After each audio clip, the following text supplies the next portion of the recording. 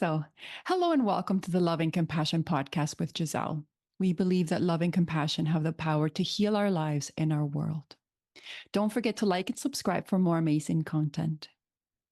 Today, we'll be chatting about the importance of mindfulness in the school system. My guest today is Ben Painter, co founder and partner at Whole School Mindfulness, which is at the forefront of integrating mindfulness into education to promote well being, community, and justice. Celebrated by mindful.org as the rising voice in the field, Ben is an accomplished facilitator with over 80 days in dedicated mindfulness meditation retreats, notably at Drupa Drong Monastery in northern Nepal. Ben excels in creating engaging and safe environments that inspire growth and learning, and he is recognized for his ability to connect deeply with individuals. His workshops are designed to enhance self awareness, emotional intelligence, and resiliency, equipping attendees with the skills to incorporate mindfulness into their lives and positively impact their communities. Please join me in welcoming Ben to the show. Hi, Ben. Hey, how you doing?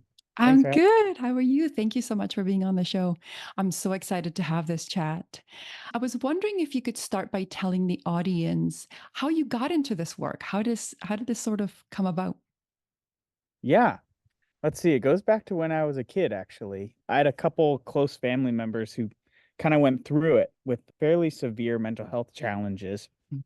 And mindfulness and meditation of different types was a part of their healing journey. It wasn't, the Oh, silver bullet that made them all better, but it was a core part of it. And so I think it was kind of in my subconscious that these things could be helpful. And then I went to high school in Concord, Massachusetts called Middlesex, and they had a really amazing, innovative way of introducing mindfulness to their students where there was somebody whose job it was to do that. His incredible. official title was the mindfulness director. His name is Doug Worthen, and he's still the mindfulness director there full time. And I really just liked him as a person and as a mentor. And so at first it was kind of just like, oh yeah, I'd heard about this mindfulness thing, knew it could be helpful. This guy Doug seems really awesome. I want to do whatever he's doing. So I started to get into mindfulness then and took all the classes with him I could, and then started going on retreats as a fairly young person and just fell in love with the practice, what it can do to your mind, and also the communities built around the practice. Yeah. And yeah, it's been a core part of my life ever since. And the story of how I got into this work with whole school mindfulness and what we do is essentially we're trying to launch other mindfulness teaching positions in schools across the Mhm. US. Was the model that was pioneered at Middlesex was successfully scaled once. A few different puzzle pieces came together. There was a funder that helped kind of grease the wheels of bureaucracy at this school to get it going. There was a school who was willing and interested in integrating mindfulness. And then there was a person who was a right fit for that community, had a deep practice, and the puzzle pieces kind of came together. And the program in a school in Texas was launched. And I was just graduating college. I had a first job working at this amazing organization called New Profit. And yeah, long story short, we decided to start an organization to try to scale this thing. Wow, that is so amazing. I want to start by focusing on the part that you said that you had taken it as a student. What was Yeah. the impact for you when you were a student going through that program? Yeah, it was a very deep impact for me. I think for one, it was a it was just a cool signal from my school that, hey, this is part of what it means to be educated here. It's just a part of what this school wants me to know is these tools to help investigate your mind and relate to your own experience, process emotions, kind of get in touch with your needs so you can more effectively communicate it. So it was a cool reorientation of what I thought was part of kind of a core educational experience. So that was on one hand. On another hand, Mhm. high school, I faced the normal stressors of high school experience. I was an athlete. I wanted to get into a good college and the academics were really tough at my school. So just having tools to work through all that Yeah. was just really helpful for me. And then I would also say it really started to impact my relationships. For one, my best friend and I both were really into it. So it was kind of a medium of connection for us. Yeah. And then I really think it did help me. Yeah, just, I think in order to be in relationship well, friendship or romantic, you need to be in touch with your own experience. And so it helped me there. Yeah, yeah. When I read this information about like what the goal of your organization is, I thought this was so, so pivotal. And so that's why I reached out about having you on the show. I want to talk about the state of schools in the US.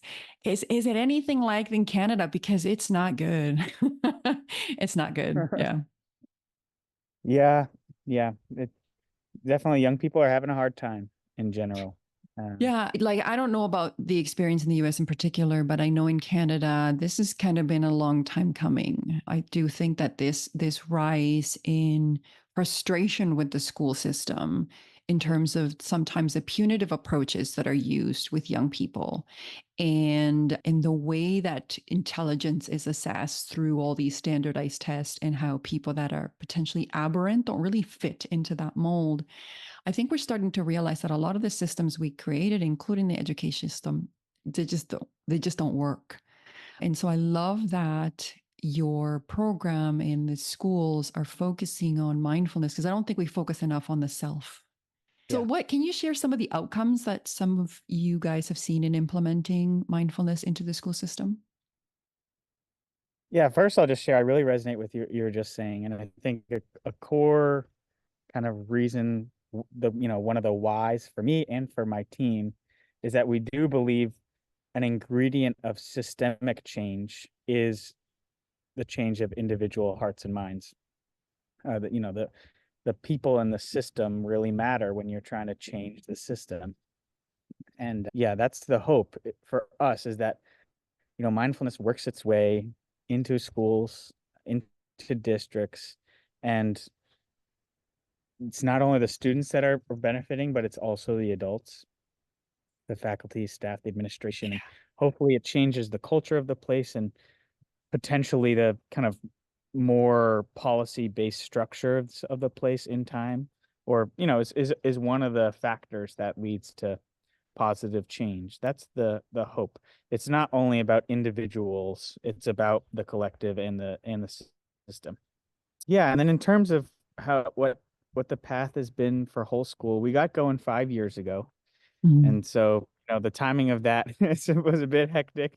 We really got going right when COVID was hitting, which Wow. made it so, on one hand, COVID totally exacerbated and sped up the mental health crisis because, Yeah. young people were isolated. They were on screens even more than they were before, not getting a lot of their needs met when it comes to social connection and otherwise.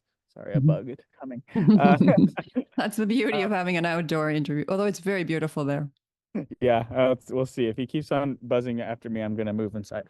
Okay, I'm moving. So what happened was we saw increased flexibility and willingness to change. Schools and school leaders who the idea of really launching a integrated, robust mindfulness program, that wouldn't have been an option, but COVID kind of made that an option. There was a collective change to be more willing to adapt to try to meet the needs of students. We saw that happening, but on the other hand, the need increased, and innovating in schools in a time where, I'm sorry for your audience, I don't know if swearing's okay on this Yeah, you this can. podcast, Go but ahead. Yeah, shit go was ahead. hitting the fan in schools. Yeah. Administrators and teachers were up against so much, just like the students. And so getting new programs off the ground in that time, and budgets were in flux, it was just a time of relative chaos. So in that made it harder to integrate.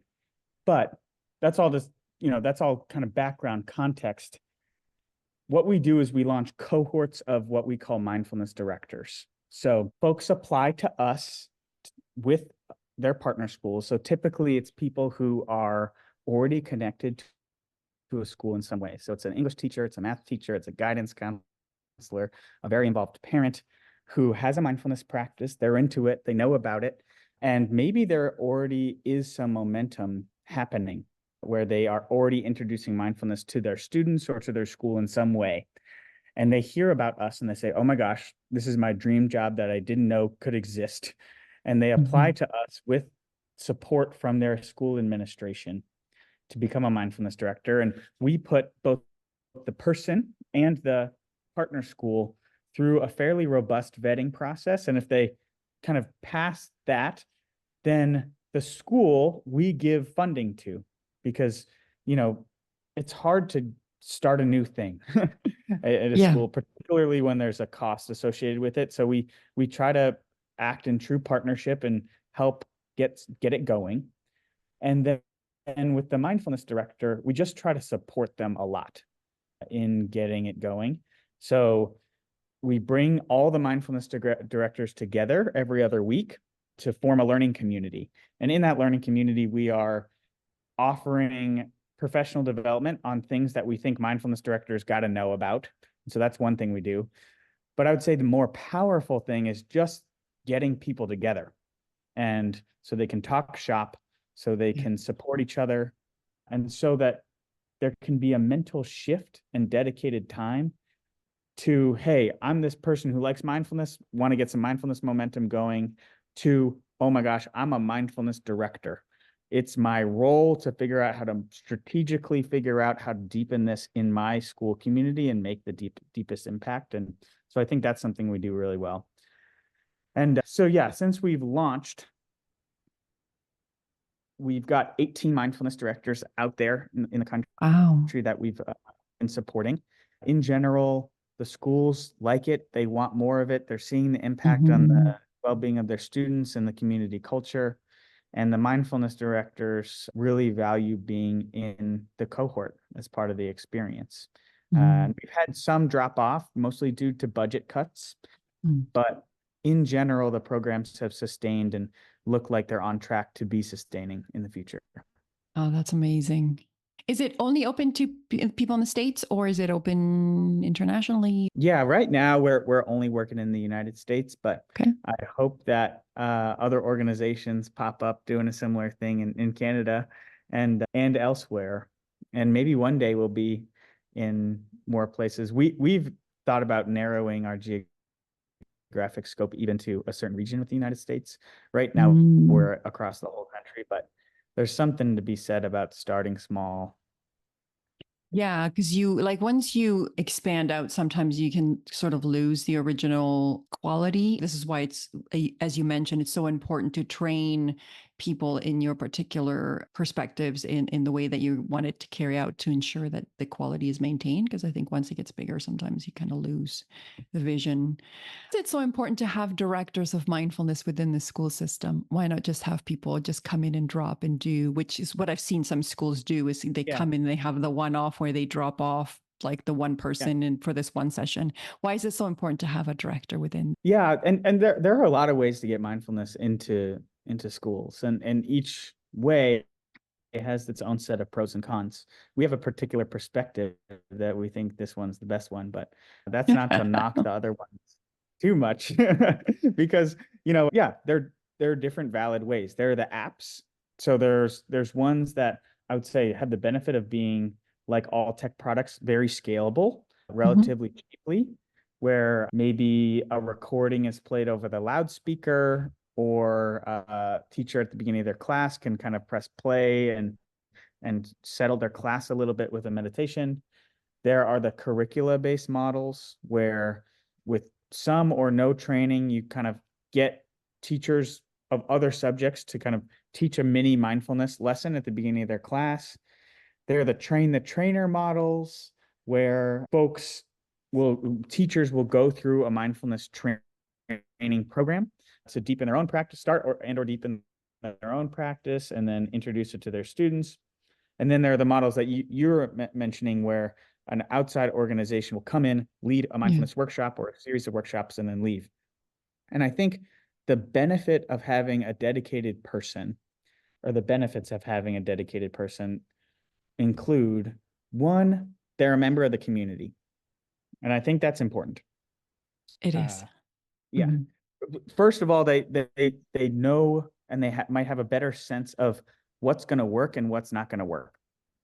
And that's one of the drawbacks of the curriculum-based models, is sometimes a curriculum, you know, drawn up in a boardroom in Massachusetts just doesn't work in Florida, or doesn't Yeah. work in Kentucky or California. It just the cultural references don't land. It doesn't meet the folks where they're at. And a person who has the skills and background can figure out how to custom tailor programming while still kind of holding on to mindfulness teaching best practice, but with some tailoring to their community in a way that's going to work. Second is these, and related to this idea of them being a member of the community, we've been doing, as we've seen different mindfulness directors go through their work, and we've seen what's been more successful and less successful. One of the competencies that we believe a good mindfulness director have is really related to leadership and Yeah. relationship building, just as much as it is, really clearly defining mindfulness and leading a good mindfulness session. It's about figuring out, as almost an entrepreneur of mindfulness in a fairly complicated system, who should I grab lunch with and try to make them an ally to help build and establish my program? What teachers might be game to have me drop into one of their classes? What students have social capital and I might recruit as a mindfulness ambassador to really help grow the culture within the students? So being a member of the community is essential for those kinds of things. Second is, the more time this person has, the more that they can find opportunities to offer practices to more people. So we have some mindfulness directors who are full-time with a full class load, because they're figuring out, okay, this student has this drop block at this time, I can offer a class then. This student has this little in-between time after school, before sports, I'm going to offer something then. This group of faculty, right after faculty meeting, has this block, I'm going to do this then. And they're just finding the nooks and crannies where they can get as many mindfulness groups going as possible. And so there's a real thing to just more time equals more successful mindfulness integration. And then lastly, if it's somebody's job and they are really working on developing themselves as a mindfulness teacher, they're deepening their own practice, they're attending professional development kind of learning communities around deepening their journey, and they have their own practice, that's really different than putting someone through a mindfulness 101 workshop and then asking them to teach mindfulness. Like, we wouldn't do that with Yeah. other things. If someone didn't know how to swim, we wouldn't throw them in a pool for an hour and a half and then say, okay, now go teach students how to swim. It's just, we wouldn't do it. For sure. Yeah, definitely. Yeah. Yeah, I've Yeah. been yabbering, so I'll stop. No, no, no. This has been perfect. I'm in full agreement with what you said. I've had personal experiences in trying to implement mindfulness in an organization. This was a child welfare agency, because I saw the amount of stress that the workers were in. And I had very similar experience to what you were talking about. Number one, having that role emphasizes the priority, that the organization sees it as a pivotal role within the system, rather than oh, here's a little class on the side that you can take or not take. And I think this is why, I mean, you had mentioned leadership, why having the leadership on role is so important, as well as understanding the culture and how to navigate, like opportunities, like you said, in being able to promote that. What has been the feedback from leadership at all these different organizations? Is it a challenge to engage? Is it easier to engage, or has it been sort of a mixed bag? With the leadership of the schools, Yeah, the leadership in the schools. Yeah. yeah, it's been a mixed bag. I mean, it one thing we've seen is, the systemic inequities that are playing out impact the ability for school leaders to have the headspace to really focus on a new initiative, even if they think it's great. So for example, a wealthier, whiter community in general, we've seen has more spaciousness than a more low income, predominantly Mm. BIPOC community facing a lot of systemic stuff, Mm. including gun violence and. Yeah. And so getting an hour on the principal's calendar to talk about the strategy of mindfulness integration sometimes isn't possible in communities that are facing more systemic oppression.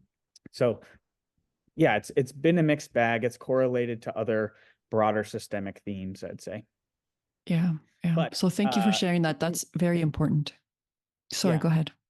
but I was just going to say, in general, school leadership really cares about the well-being of their students, and they're facing their own set of challenges that they're trying to work through, and their own set of metrics that they're trying to improve.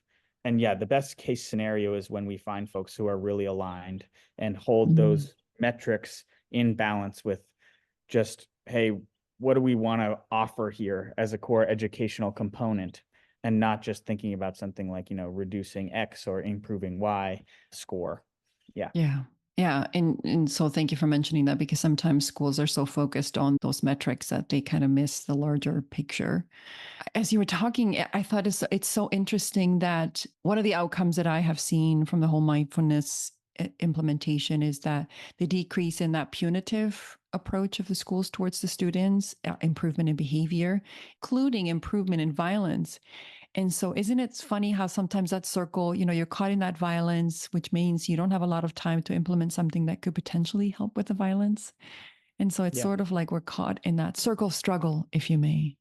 And how do we support then those communities so that they can create that space to implement something that could potentially really help them get out of that? And where's our responsibility in that, right? I Yeah. was just going to say that that's totally a rich topic. The pitfall that I think is good to have on a mindfulness teacher's radar or a school administrator's radar is, the motivation for the person teaching mindfulness impacts the way they teach it and impacts the way that it'll be received by the students. And one way that I think mindfulness in schools shows up in a less effective way or a weaponized way is when it's a tool for classroom management. When your reason for introducing Oh, mindfulness is not, right. to give young people these amazing tools to help them understand their minds, but rather it's to get them to sit down and shut up and focus on the thing, and when it has that energy, it's going to feel like a control mechanism masked in Mm. the charade of well-being. Oh, I love that you said that, because the energy behind anything that you do is so important, and the students are so perceptive. I've had many conversations with students, and I have my own children, and that their ability to perceive intention is so amazing, and so they'll be able to see right through that anyways. But I think you were talking about mentioning motivation, and that's, I think, where having your own practice is important so that you can be really, really aware of, why am I really doing this? Is this from a place of ego? Is this from a place of love? Is this from a place of openness and sharing? Or Yeah. is it to be able to, I'm just having a different tool now that I'm trying to use to control behavior? One of the things that I know that I have observed within the Canadian school systems is that the punitive attempt at, like, the punishing, especially if there are behavior issues. And I can only imagine that things like in the States, especially, it's probably a little bit worse there in terms of gun violence and in terms of like mass shootings and so on. Have you had any experiences in terms of where mindfulness has helped individuals sort of address some of those more difficult challenges, but from a place of compassion and from a place of love? Yeah, we have. One mindfulness director is coming to mind in particular, and she is truly amazing. Maybe I'll see if you might want to have her as a next guest. Yeah, So that'd we be might. great. Yeah. And she's working in a community that is experiencing gun violence. And what we've seen is that she has really taken on a role in her community as a leader that people come to for healing and community healing in the Mm. context of a lot of hard stuff. Mhm. And it's a powerful thing to see and to hear about a community coming together using mindfulness and other healing practices as a vehicle for connection, as a vehicle for building community, as a vehicle for healing in the context of really immense struggle. Yeah. How do the students react to the mindfulness? Is there any resistance in the beginning and then sort of like an embrace, or is there just kind of like, let's go? I just spent the day with one of our mindfulness directors, just following him around. And he has done a cool thing where he's actually a mindfulness director at the district level rather than Mhm. individual school level. So he Mhm. works across a few different schools, and there's only one of him. So he decided to start a mindfulness ambassador program where Mm. he would work with young people to support them in leading mindfulness for each other and for younger students. And so it was such a cool day. We spent the day walking around, and he'd go from class to class. He'd come in, everyone was so excited, hands shot up in the air saying, I want to lead a mindfulness strategy. I want to lead a mindfulness strategy. And then it was really the young people steering and him acting as kind of like somebody who's creating the space for that to happen and sustaining the culture where that was a cool thing to do and students wanted to do it, and then coaching the young people on leading. And it was just so cool. So I think the mindfulness directors, that's one strategy, and one thing that we're seeing is when young people are really into it, it really latches hold. And when they are seen as experts and leaders, that's a great way of building momentum. I want to see, I don't know if I show a video, will that translate or not really? Like I have, Potentially, yeah, yeah. Try it out. It's so important for young people to take on those leadership roles. And also, I find that young people are more likely to do what other young people are saying than some adults. Like, like it's so funny as a mom.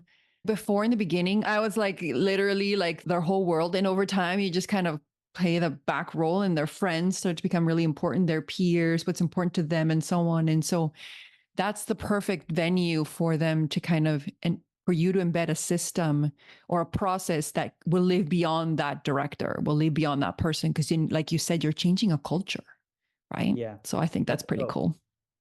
I think yeah. that's pretty cool. Yeah. So I'll try to Okay.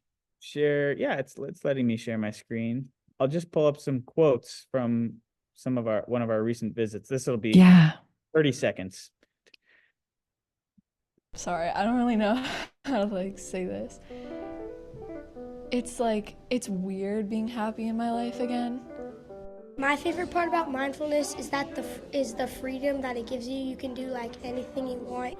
But if we were to do more mindfulness in different schools, we will act more kinder, we will be more peaceful, less stressful, be more productive, and probably spend some more time with family and nature. Yeah. So just a couple little quotes. Beautiful. Beautiful. And, from the mouth of babes, right? It's so true. Like being able to tap into that happiness that the young girl was talking about. Because in a way, and I'm going to be totally honest, in a way, I feel like school, the structure conditions kids out of that joy and happiness. Like it, like sit down in a structured classroom, you go through all these classes, you're not learning necessarily, at least in the public system, you're not really learning how to focus on your joys and passions. You have like a specific structure. And so for the student to say, oh, I can be happy again, I can tap into that joy that was always within me, I think is Yeah. pretty powerful. And another thing is just, this generation is up against unique conditions that no other generation has been up against before when it Yeah. comes to COVID, but also when it comes to tech. Yeah. No other generation has had anywhere near this level of sophistication when it comes to companies and phones really effectively using sophisticated algorithms to try to distract and nab attention and keep young people distracted and on their devices. And so I think there's also something to be said about now, more than ever, having it be part of the educational experience to cultivate autonomy over your own attention. as a way to Ooh, just resist the forces that are really harming young people. The data is clear and becoming more and more clear that social media in particular is just destroying young people's mental health. And so, we can bank on social media being regulated, but I think also at the same time there has to be a cultural pushback led by young people, and our system should be supporting young people in figuring out a more healthy way to relate to tech. I love that you just said that, because the thing that popped into my mind is, when you look at tech is moving so quickly. Information moves so quickly. I don't know if you're on TikTok, but the information that just comes at people constantly all the time. And you're open to millions of people in all of their information. And people don't listen to the news anymore. So the subjects that they're teaching in school are pretty outdated, considering it takes so long to change a curriculum. It takes months, like as a university prof, like contract. And for you to just do a curriculum, it takes about 8 months. Think about AI in 8 months. Like, I don't think so. It's like, it's already outdated. So the fundamental thing that kids will need to learn is about managing themselves, managing their minds, managing their hearts, emotional regulation, like you said, choosing where they put their energy and attention. That's what school needs to be, rather than it be, here's some subjects that you can Google or, Or that put into AI will probably ChatGPT. tell you about in like Totally. 2 seconds. It could literally search the entire internet and tell you what the answer is. So if we don't need that anymore, so what is school supposed to be? And I think this is the conversation, which is about managing ourselves and managing our minds and hearts. And I think that's how we're going to really create changes in culture. And I think this is where young people I do honestly believe that things happen for a reason. I think things are by design. So I think the whole COVID situation is, as a world, we needed a shakeup. The systems were outdated. It doesn't work. And so I think, and when you were talking about implementing your initiative, as difficult as it might have been, you also said that people wouldn't have been probably as receptive had it not been so urgent, right? And so, but it allowed something that is so critical and important to be implemented for students that needed it at the time that needed it the most, and now obviously gaining momentum. And so I think that is so important, especially the leadership of young people. What's your dream? Like, how big do you want to go? My dream is that mindfulness would be considered an integral part of what it means to be educated at scale. And that going back to kind of how we started the conversation, just the notion of school and the systems of school would be redesigned to really center the needs of young people and the world that they're inheriting, and a rethinking of, hey, what do we think young people should know? Yeah, that's the dream. Young people would leave school equipped to face these and work through these global challenges that are increasingly global, not just local, with clarity and compassion and effective communication, and that they can keep going, keep advancing. But evolution of human consciousness is the dream.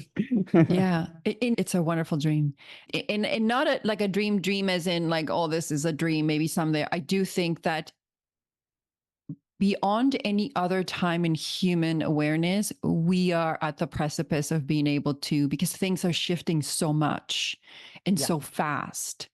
And so, like you said, this is really a time for us to really ask ourselves, what do we want kids to know? Like, what sort of humans are we creating? What kind of human consciousness are we creating? Because everything that we have done up till now, when you think about the school systems, and I don't know your experiences in the school system, mine were varied, and I have numerous degrees, and so I mean, I was the perpetual student, but there was lots of downsides.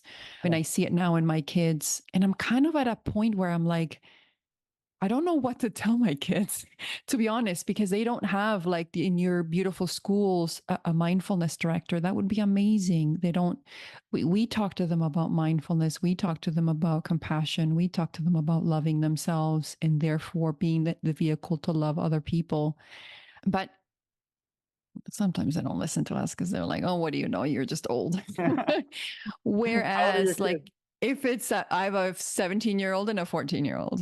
Yeah. And Okay, so they're cool. like, like you kind of dropped off the coolness chart and, now they're like, oh, because, and to be honest, it's a natural evolution for children to want to do things completely opposite to their parents because Yeah. they need to figure it out for themselves. So I think it's wonderful. I think it's great that my kids are doing that. The only thing we can do is just offer things on the table and say, okay, this is what we believe, this is what our perception. But in my ideal bubble world, in terms of school system, I want them to be taught by the best. What I mean is, I want them to be exposed to the most compassionate, the most loving, the most mindful, the most peaceful, the most abundant, the most successful, right? And so, and for that to be open to any child. So your program is really only to elementary schools, or are you planning on expanding beyond the other educational systems? No, we have pre-K to university. Oh, okay. That's good to know. That's good Yeah. to know. Because I only assumed for some reason that it was elementary. I don't know Yeah, why I no, thought that. we have the whole gamut. Oh, that's good. So my American listeners who will partner up with your school, and especially if you've Yeah. got mindfulness experience, and then go out and apply. Yeah, check us Um, out. And before I forget, just thinking about your kids, I don't know if they'd be into this at all, but when I was their age-ish, I went on there's this organization called Inward Bound Mindfulness. Have you heard of that? no. They basically run meditation retreats for young people, meditation retreat slash camp. It's kind of like you're meditating or doing meditation-esque things, mindful movement and things like that for about 5 hours a day, but then you're also playing kickball. And Oh, okay. That's cool. Yeah. yeah, and those retreats are truly amazing. They have Mm, amazing teachers, like some of the, most esteemed teachers out there crawl out of the woodworks because they want to work with young people. And that's beautiful. yeah, just couldn't recommend it enough. I'll check it out. I would say that my kids would give me the face, right? Especially my son. My son is so into electronics. We were just having a conversation about it this week because it's a form of socialization, right? Like Yeah. all of his friends go on it and they go on it for hours. Like me, we tell them you have to live a balanced life. So you have to go outside, you have to do this, you have to join sports. But for parents that are busy, for parents that are just trying to make it themselves, like it's very easy for them to go into that kind of community. But there is a form of socialization, like these sorts of kids. So how can we potentially incorporate moments of mindfulness and not make that wrong? Right. Do you know what I'm saying? Like how do we enable kids to find the balance so that then as they start to see the difference in how they feel, because they get an immediate hit from these Yeah, electronics. we all But do. I do. I do. yeah. And in the beginning, when I started meditating, I was practicing mindfulness. It felt really gritty and terrible, but over time, it's just one of the most beautiful things you can do is like meditate and be in the present moment. It just feels like, oh, amazing. I was just gonna say, but it doesn't always feel like that right away. That's No, the tricky part. that's, yeah. On retreats, sometimes I find the first couple days really difficult. It's like going through withdrawal or something Yeah. from the attention having so much juicy stuff to land on and bounce around in. It's like and just like, okay, I'm gonna be a spaciousness. And then you settle in after a few days, and then it's like, oh yeah, I remember I remember why I do this. But yeah, so that's a challenge in introducing this stuff to young people. And so thank you for Sure. mentioning it because I think that's very important. It's not just for young people though, because I remember experiencing that myself. I went to this, it was sort of like a silent retreat at a monastery. And I was, for some reason, separated from my husband and my friend. Like I was put in a separate building. I guess I was supposed to be paired with someone else, but it just ended up being me. So I wasn't sleeping very well. I don't know. That brought up a whole bunch of things for me. And so the first 2 days, like you said, first of all, I was on no sleep, and they would wake us up like at 6 or 5 o'clock in the morning to meditate and listen to the monks chant. And I literally, by the second day, wanted to throw the book at somebody, but I kind of started to breathe through it. And then, like you said, it was amazing. I didn't even want to leave.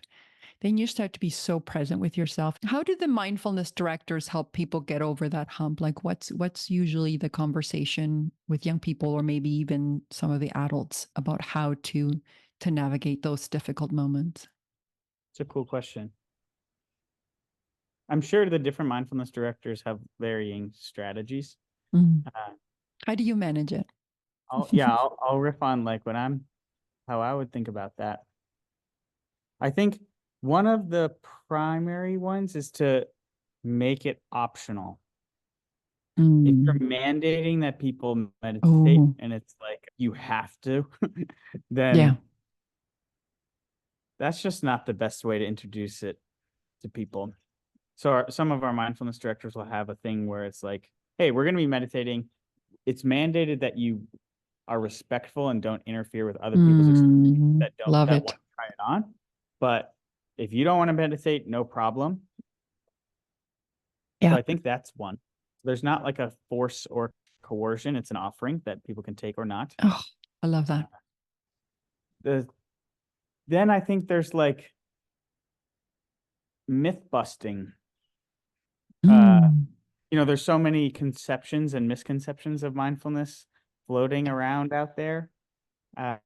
One is that you have to be in a very certain posture in a beautiful, idyllic place, and your mind has to be blank, and thoughts are the enemy. So there's like a good amount of myth busting and re-myth busting that has to happen again and again. Because one of the most common things you'll hear is that, oh, I'm not good at mindfulness. It's not for me. Yeah. I'm not good at meditating. Yeah. Yeah. And then there's like offering a variety of different practices that can help people establish their relationship with their present moment experience. And for everyone, it's not going to be eyes closed, sitting down meditation. It might be like, especially with younger students, our mindfulness directors will take other activities and make them a mindfulness exercise. So we have this one mindfulness director that's a hybrid gym teacher and mindfulness director, and he's Cool. leading gym games, and people are moving, having a fun time. And then there's moments of pausing. It's like, all right, check in. How are you relating to your experience? What energy is flowing through you right now? How does your body feel? Okay, back to the game. Yeah. So getting creative and figuring out what's going to work for the specific culture. And then I think there's also ways where tapping into the whatever struggles the young people are facing and offering mindfulness within the context of helping address those things. So if students are facing a lot of test anxiety, you can kind of point mindfulness at that. If students are wanting to improve their athletic performance, that's a door to getting curious about your mind and how it works. And that's a great door that works for a lot of people. So there's also those, mixing up the doorways. Yeah, thank you very much. That was great. And as you were talking, it occurred to me how often we don't teach like young people about themselves. Like we teach about the body as like a 3D, here's your brain, but they don't really get to know themselves. Like, who are you as a person? I did an assignment with my young people, and I said, so think about all your identities. Then from that place, who are you? Then try to strip yourself from your identities. Then who are you? And it was like some of their brains exploded. Some of them were like, I can't compute. I'm a robot. I don't exist. I'm like, oh, okay, cool. Like there was just some interesting answers. But there's so little self-awareness, like understanding, who are you as a being? Like, who is this person? How does my body work? Like all of those things. And how does my mind work? And how do they work together? And I think that's the gift that mindfulness brings to it's becoming aware. And that, for me, mindfulness just kind of opens the door to compassion and love, which is, if you don't mind, what I'd like to talk about next. because it's present moment awareness on how you're feeling. And so, how has mindfulness potentially helped the students become more in touch with their self compassion, self love, possibly? That's a cool question. I think the takeaway is that you can cultivate what you want to cultivate in your mind to a certain extent.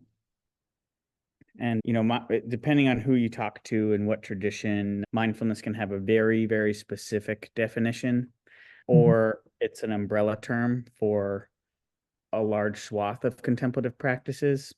But here in the United States, at least, like something like a loving kindness practice or a self-compassion practice would fall under the general term of mindfulness.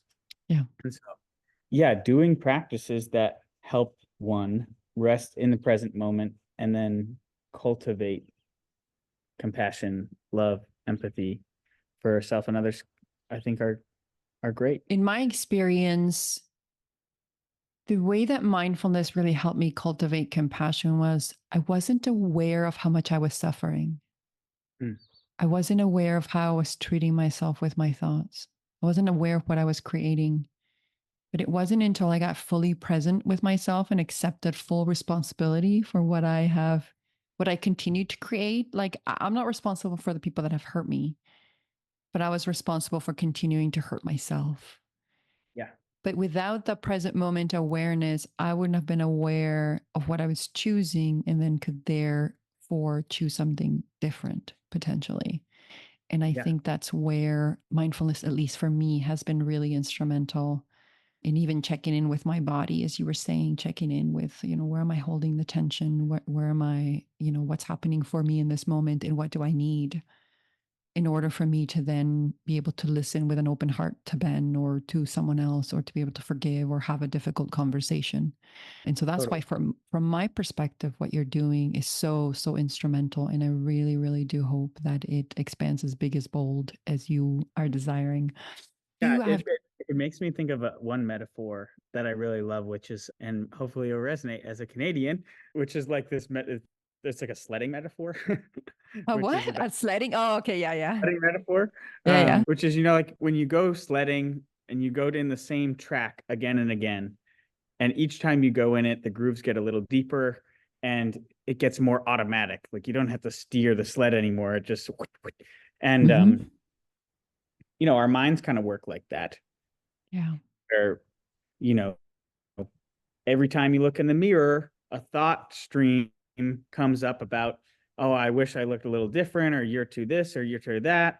Or every time you see that person, these unconscious stories we have about them because of the way they look, dress, talk, act, whatever, play out. And we don't even know we're in the track. It's just happening. What mindfulness can help us do, and this also relates to like love, compassion, and improving school cultures, it can give us a bit more of a bird's eye view so we can see what's happening. And maybe we'll make the choice to stay right in the track, or maybe we'll make the choice to find a new one. But without the choice, the trenches will just keep getting deeper and deeper. Yeah. And I love that you said that, because from my perspective, curiosity is the stepping stone to compassion, like without judgment. Just like you say, okay, I can continue to choose to go on the same track, or I can make a different choice. And it's that place of non-judgment that I think really opens us up to that. So I got a couple more questions before we wrap up. The first one is, I'm asking all my guests, what's your definition of unconditional love? Oh, cool. The word like unconditional, what it brings to mind to me is that you love them regardless of what they do, which to me maybe gets to, you love something about them that is deeper than even like the more surface level things. It's like an unchanging love of who they are underneath all the stuff, all the changing stuff, and all the ways that we might mess up or lose our way. Yeah. Thank you for that. I was wondering if you could tell the audience where they can find you, where they could potentially apply. Like, what are you working on? What do you want to share with the audience? Yeah. I would say, yeah, you can check us out at wholeschoolmindfulness.org. And we also have not super active social media, but they exist on all the, normal ones. And yeah, a few different ways of entry for partnering with us. If you're a person in a school who this sounds like your dream job, check us out and navigate to the Become a Mindfulness Director tab and fill out the form so you get that email blast when the applications open up. If you're a school leader or a district leader and you're hearing this and you think that this might be a strategy that you want to try out, also on our website, or reach out to us on the contact page for partnership. And then lastly, if you're hearing this and it sounds like something that you might want to support philanthropically, we are largely dependent on philanthropy to make this work happen, which I think is normal. Like, private philanthropy oftentimes catalyzes change that then is taken over by public funds, but philanthropy is sometimes the tip of the spear for getting this stuff going. So if you want to partner with us, we're always happy to make good use of funds. Yeah, for sure. And are you available to support anyone who, anyone in Canada who might be interested, or maybe internationally who might want to reach out and say, hey, how do we do this? Can we partner with you guys so that we can find out and make this more of a global initiative? Yeah, right now we would have to go through some legal hurdles and hoops in order to be a 501c3 working internationally. It's just a different, Fair. we haven't done steps yet, but always game to hop on a call to get a thought partner. Yeah. You heard it. You can at least get a phone call. Yeah. Thank you so much, Ben, for all the amazing work that you're doing and for taking the time out to chat with us about this very, very important conversation about the need for mindfulness in the school, especially the role of mindfulness director. And please join us again for another episode of the Loving Compassion podcast with Giselle. See you soon. Yeah, thanks, Giselle. That was such a cool conversation. Oh, thank you so much.